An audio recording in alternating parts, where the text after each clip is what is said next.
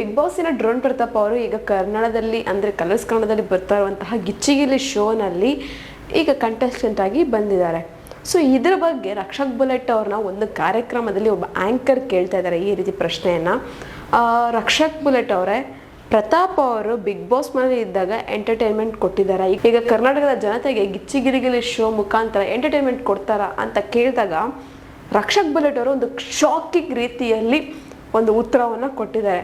So ಅವ್ರು ಹೇಳಿದ್ರು, ಈಗಾಗಲೇ ಬಿಗ್ ಬಾಸ್ ಮನೇಲಿ ಇರಬೇಕಾದ್ರೆ ಎಂಟರ್ಟೈನ್ಮೆಂಟ್ ಕೊಟ್ಟಿದ್ದಾರೆ, 100% ಕೊಟ್ಟಿದ್ದಾರೆ.